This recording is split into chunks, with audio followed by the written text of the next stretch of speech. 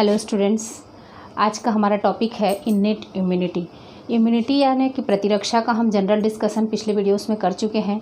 प्रतिरक्षा या इम्यूनिटी दो प्रकार की होती है, एक तो होता है सहज प्रतिरक्षा और दूसरा होता है उपार्जित प्रतिरक्षा। तो सहज प्रतिरक्षा को कहते हैं इन्नेट इम्यूनिटी और उपार्जित प्रतिरक्षा को कहते हैं एडॉप्टिव इम्यूनिटी।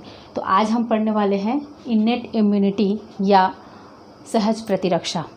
सहज प्रतिरक्षा को कहते हैं प्राकृतिक प्रतिरक्षा भी कहते हैं, क्योंकि व्यक्ति को ये प्राकृतिक रूप से जन्म से ही प्राप्त होता है, इसलिए इसको कहा जाता है, एक तो प्राकृतिक भी कहा जाता है प्रतिरक्षा, दूसरा कहा जाता है इनबॉर्न या जन्मजात, यानी कि बच्चा इसको जन्म से लेकर पैदा होता है, इसलिए इसको कहा जाता है जन्मजात प्रतिरक्षा या इनबॉर्न इम्यूनिटी।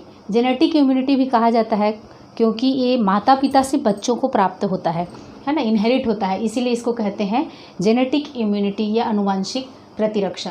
नॉन स्पेसिफिक या अविशिष्ट प्रतिरक्षा कहा जाता है, क्योंकि ये किसी भी विशिष्ट एंटीजन के प्रति अनुक्रिया नहीं करता है, यानी जितने भी एंटीजन्स का सामना हम करते हैं उन सभी के प्रति रिस्पॉन्स देता है, इसीलिए इसको क्या कहा जाता है, वाइड रेंज ऑफ पैथोजेंस के प्रति रिस्पॉन्स देता है या अनुक्रिया करता है, इसलिए इसको कहा जाता है नॉन स्पेसिफिक। किसी भी विशिष्ट एंटीजन के लिए ना होकर ये सभी वाइड रेंज ऑफ पैथोजेंस के लिए या एंटीजन्स के लिए ये रिस्पॉन्स करता है, इसलिए इसको कहा जाता है नॉन स्पेसिफिक इम्यूनिटी या सामान्य प्रतिरक्षा कहा जाता है, या जनरल टाइप ऑफ इम्यूनिटी भी इसे कहा जाता है। इसको बाय बर्थ कुछ संरचनाएं विशेष रूप से हमारी बॉडी में पाई जाती हैं जो बैरियर्स का काम करती हैं और पैथोजेंस को हमारे शरीर में अंदर आने से रोकती हैं और आने के बाद उसको और अन्य अनुक्रिया करने से रोकती हैं। तो इसमें कुल 4 प्रकार के बैरियर्स पाए जाते हैं। पहला है फिजिकल बैरियर या भौतिक अवरोध, है ना, फिजिकल बैरियर या भौतिक अवरोध होता है। फिजियोलॉजिकल बैरियर दूसरा है फिजियोलॉजिकल या शरीर क्रियात्मक अवरोध, तीसरा है सेलुलर या कोशिकीय अवरोध और चौथा है साइटोकाइंस। इसके अलावा कुछ और प्रतिरक्षात्मक क्रियाएं शरीर में पाई जाती हैं जो सामान्य रूप से होती हैं, उनमें है फीवर है, इन्फ्लामेशन है और कॉम्प्लीमेंट प्रोटीन सिस्टम है। तो इनको एक एक करके डिस्कस करते हैं। सबसे पहले देखते हैं फिजिकल बैरियर या फिजिकल बैरियर क्या है या भौतिक अवरोध क्या है। तो सबसे पहले भौतिक अवरोध के अंतर्गत 2 संरचनाएं आती हैं, स्किन या त्वचा और म्यूकस मेम्ब्रेन। स्किन जो होता है वो शरीर को बाहर से जो ढक कर रखता है, बाह्य आवरण बनाता है, वो त्वचा कहलाता है, और वही त्वचा फिजिकल बैरियर का कार्य करता है। उसका बाह्य स्तर जो होता है, त्वचा में 4 स्तर पाए जाते हैं, उनमें से जो सबसे बाहर का स्तर होता है स्ट्रेटम कॉर्नियम, वो मृत होकर झड़ता रहता है। तो उसमें यदि कोई पैथोजन है तो वो क्या है, उसके झड़ने के साथ ही साथ वो पैथोजन या रोग कारक जो है वो झड़ जाते हैं। दूसरा, वो लेयर इतना टफ होता है कि माने वो कि कोई भी एंटीजन इसमें प्रवेश नहीं कर सकता जब तक कि उसमें कोई कट मार्क ना लगे। तो स्किन जो है वो पहला फर्स्ट लाइन ऑफ डिफेंस या फिजिकल बैरियर का काम करता है। साथ ही साथ म्यूकस मेम्ब्रेन है, जो कुछ जैसे कि नलिकाकार संरचनाएं बॉडी में पाई जाती हैं, जैसे कि आहार नाल है, श्वसन की नलियां हैं, जैसे एक्सक्रीटरी यूरिनोजेनाइटल सिस्टम की नलियां हैं, या आहार नाल, गैस्ट्रोइंटेस्टाइनल ट्रैक्ट माने रेस्पिरेटरी ट्रैक्ट, यूरिनोजेनाइटल ट्रैक्ट और गैस्ट्रोइंटेस्टाइनल ट्रैक्ट, ये सारे ट्रैक्ट्स के अंदर में जो लाइनिंग पाई जाती है वो म्यूकस मेम्ब्रेन की बनी होती है। उसमें से म्यूकस सिक्रीट होते रहते हैं। बाई चांस कोई भी पैथोजन यदि उन नलियों के अंदर पहुंच भी गया है तो म्यूकस उनको ट्रैप कर लेते हैं और वो फिर बाहर निकाल दिए जाते हैं, या तो खांसी के साथ, जैसे कि श्वास नलियों में पहुँच जाते हैं तो वो खांसी के साथ में बाहर निकाले जाते हैं, या फिर यदि आहार नाल में पहुंच जा रहा है तो वो या तो वोमिटिंग के द्वारा या फिर पेरिस्टल्टिक मूवमेंट के थ्रू बॉडी से बाहर कर दिए जाते हैं, है ना, मल के द्वारा बाहर कर दिए जाते हैं। तो एक तो उल्टी के द्वारा और दूसरा मल के द्वारा गैस्ट्रोइंटेस्टाइनल ट्रैक्ट से बाहर कर दिए जाते हैं। तो म्यूकस मेम्ब्रेन जो है वो पैथोजेंस को ट्रैप करके बाहर निकालने का कार्य करती हैं। तो ये भी फर्स्ट लाइन ऑफ डिफेंस के अंतर्गत आते हैं। ये फिजिकल बैरियर हैं, एक स्किन और दूसरा है म्यूकस मेम्ब्रेन। उसके बाद आते हैं फिजियोलॉजिकल बैरियर, यानी कि फिजियोलॉजिकल शरीर क्रियात्मक संबंधी जो भी बैरियर बॉडी में पाए जा रहे हैं उनको कहेंगे फिजियोलॉजिकल बैरियर। जैसे मुख में पाया जाता है लार, माउथ में क्या पाया जाता है, लार, उसमें लाइसोजाइम एंजाइम पाया जाता है जो बैक्टीरिया को नष्ट करने का काम करता है या पैथोजेंस को नष्ट करने का काम करता है। उसी तरह से स्टमक में पाया जाता है HCl या हाइड्रोक्लोरिक एसिड पाया जाता है जो कि वो भी बैक्टीरिया को नष्ट करने का काम करता है। ईयर, कान में पाया जाता है सिरुमिनस ग्लैंड, जो कि सिरुमिन या वैक्स जिसको कहा जाता है, कान का वैक्स कहा जाता है, उसको स्रावित करते हैं। तो उसमें भी डस्ट पार्टिकल्स ट्रैप्ड हो जाते हैं और अंदर प्रवेश नहीं कर पाते हैं, है ना। या कोई भी कीट मकोड़ जो भी हैं, वायु में उपस्थित पैथोजेंस जो हैं वो अंदर नहीं जा पाते हैं। आँखों में हमारे पलक पाए जाते हैं या आईलिड्स पाए जाते हैं, जो फिजिकल बैरियर का काम करते हैं।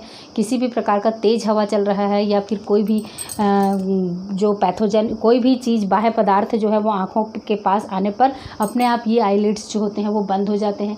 आँखों में टीयर्स पाए जाते हैं, टीयर ग्लैंड पाए जाते हैं, अश्रु ग्रंथियाँ पाई जाती हैं जो आंसू का स्रवण करती हैं। तो ये आंसू जो है वो आँखों को नम बनाए रखने के साथ साथ उसमें लाइसोजाइम एंजाइम पाया जाता है, जो बैक्टीरिया को या अन्य पैथोजेंस को नष्ट करने का कार्य करते हैं।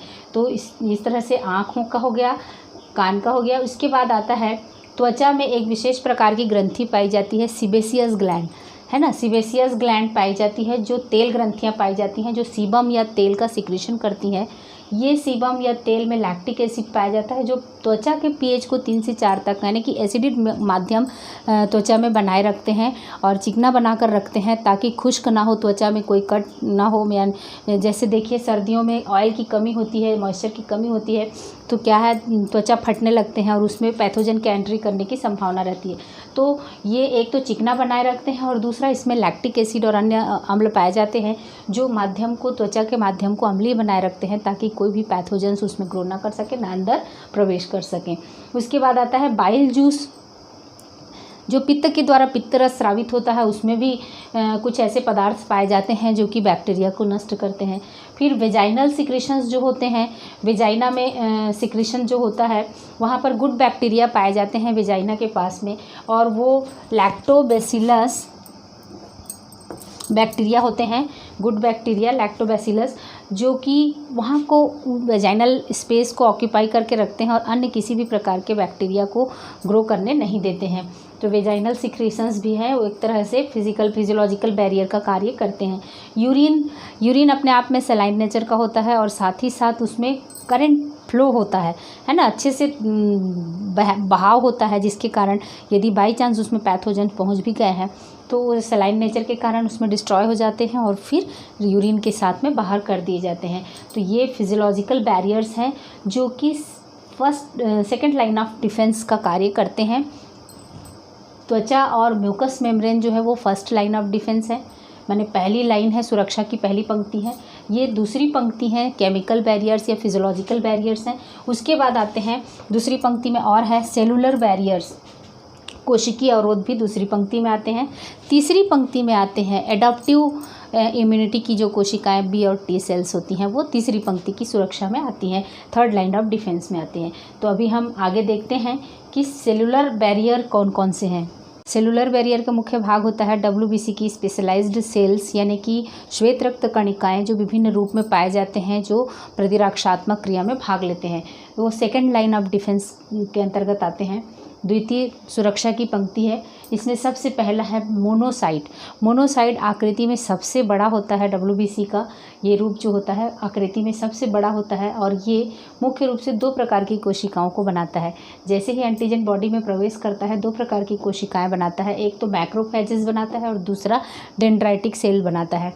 तो मैक्रोफेजेस जो होते हैं वो क्या करते हैं, फैगोसाइटिक नेचर के होते हैं।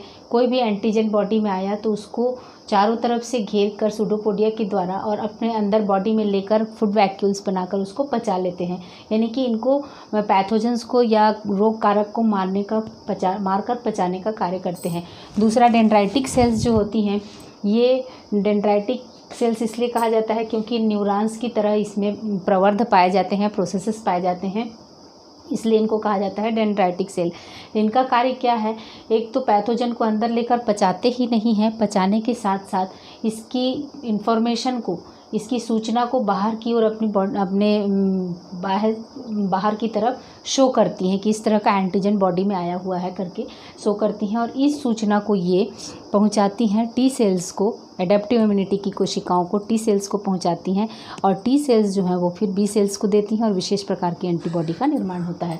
तो डेंड्राइटिक सेल्स जो होती हैं वो किससे बनती हैं, मोनोसाइट से बनती हैं और ये मोनोसाइट्स किसके रूप है, ये WBC का ही एक रूप है। इसमें एक तो ये कहाँ बनते हैं, बोन मैरो में बनते हैं, और बाद में ब्लड के द्वारा ये टिश्यूज़ में पहुंच जाते हैं। जहाँ पर इन्फेक्शन हुआ है या जहाँ पर पैथोजन का अटैक हुआ है उन ऊतकों के पास में पहुंच जाते हैं, बनते हैं बोन मैरो में और जाकर ब्लड के द्वारा वहाँ पर पहुँच जाते हैं तुरंत ही। न्यूट्रोफिल्स जो होती हैं मात्रा में सबसे अधिक होती हैं, मात्रा में ये सबसे अधिक होती हैं, ब्लड में सबसे अधिक मात्रा में पाई जाती हैं। और ये न्यूट्रोफिल्स भी फैगोसाइटिक नेचर की होती हैं। फैगोसाइटिक यानी कि इस तरह से फैगोसाइटोसिस की क्रिया के द्वारा पैथोजेंस को अपने अंदर पचाने का कार्य करती हैं, इसलिए इनको कहा जाता है फैगोसाइटिक नेचर का, है ना। तो फैगोसाइटोसिस की प्रक्रिया दर्शाती हैं न्यूट्रोफिल्स भी, और ये पैथोजेंस को किल करने का कार्य करती हैं। उसके अलावा पाया जाता है एनके सेल्स यानी कि नेचुरल किलर सेल्स। ये एनके सेल्स को क्या कहा जाता है, नेचुरल किलर सेल्स। ये natural killer cells red bone marrow में बनते हैं, लिम्फ नोड्स में, स्प्लीन में पाए जाते हैं। ये विशेष प्रकार का एक पदार्थ स्रावित करते हैं, इसको कहा जाता है परफोरिन। क्या रिलीज़ करते हैं, परफोरिन रिलीज़ करते हैं। और ये परफोरिन कोशिका के पैथोजन की सेल यानी बैक्टीरिया है या वायरस है उनके सेल वॉल में छेद कर देते हैं, और छेद कर देने के कारण फिर उनकी बैक्टीरिया या वायरस की सेल के अंदर में पानी भर जाता है और वो बैक्टीरिया या वायरस मर जाता है। तो इस तरीके से वो पैथोजेंस को किल करने का कार्य करते हैं। इन्फेक्टेड और कैंसरस सेल्स को खासकर किल करते हैं। कोई भी संक्रमित कोशिका है या खासकर बॉडी की ही कोशिकाएं कैंसरस सेल्स में परिवर्तित होती रहती हैं, तो उन कोशिकाओं को पहचान कर नष्ट करने का कार्य नेचुरल किलर सेल्स करती रहती हैं। और ये साइटोलाइसिस यानी कोशिका को नष्ट करने का कार्य, जैसे इस तरह से छेद करके कोशिका में पैथोजन की सेल वॉल में छेद करके उसको नष्ट करने का कार्य क्या कहलाएगा, साइटोलाइसिस कहलाएगा। क्योंकि पैथोजन क्या है, एक सिंगल सेलुलर एनिमल है ना। तो ये साइटोलाइसिस की क्रिया करते हैं एनके सेल्स। उसके बाद आता है मास्ट सेल्स जो होती हैं, या बेसोफिल्स और मास्ट सेल्स दोनों ही हिस्टामिन एक पदार्थ का स्रावन करते हैं, सिक्रेशन करते हैं, जिसको कहा जाता है हिस्टामिन। और ये हिस्टामिन प्रदाह या इन्फ्लामेशन में हेल्प करते हैं। अब इन्फ्लामेशन आगे देखते हैं किस तरह से होता है।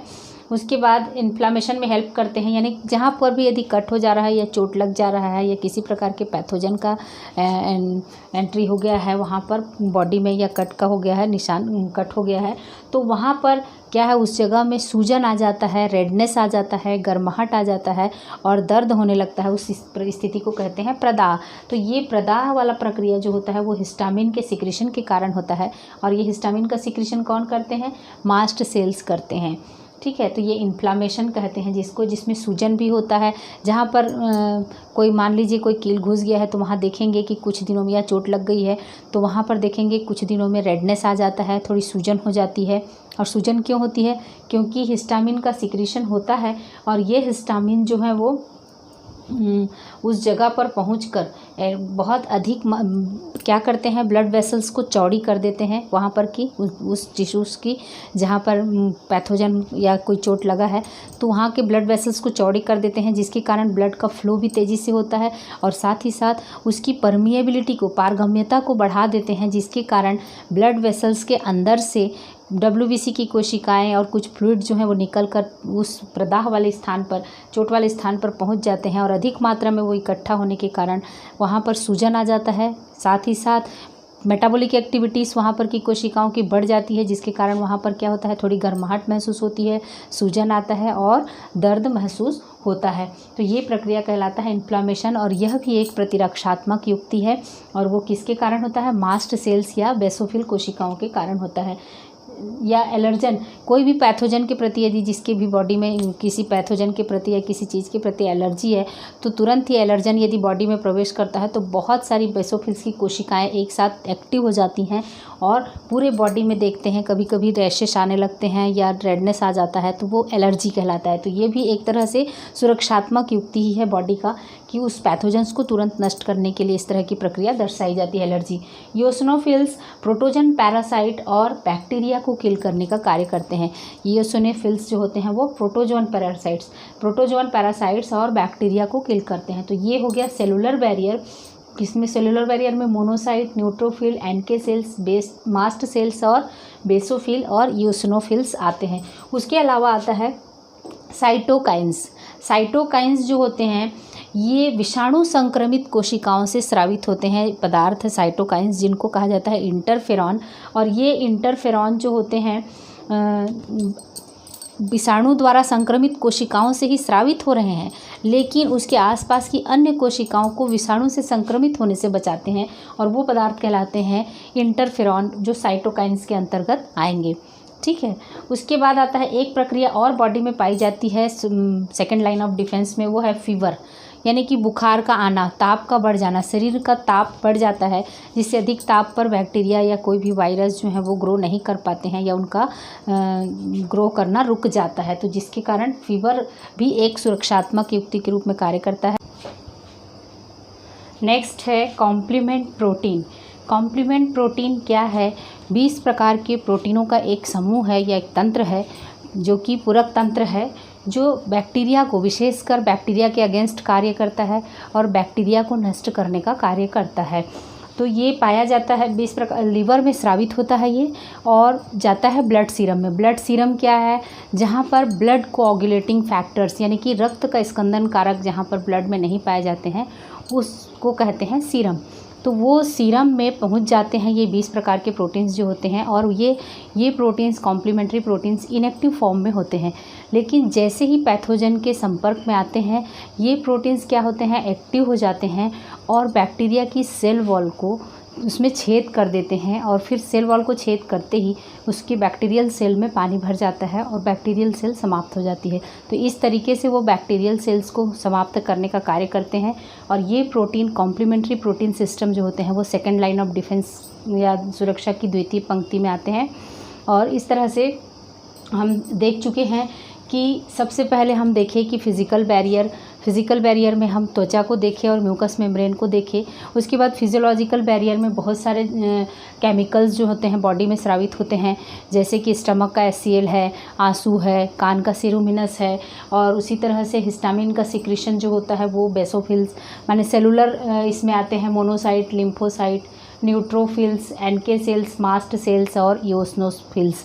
तो ये सेलुलर बैरियर के अंतर्गत आते हैं। उसके बाद फीवर और इन्फ्लामेशन जो होते हैं वो भी सेकेंड लाइन ऑफ डिफेंस में सुरक्षात्मक बैरियर की तरह कार्य करते हैं, सेकेंड लाइन ऑफ डिफेंस या सुरक्षा की द्वितीय पंक्ति का निर्माण करते हैं।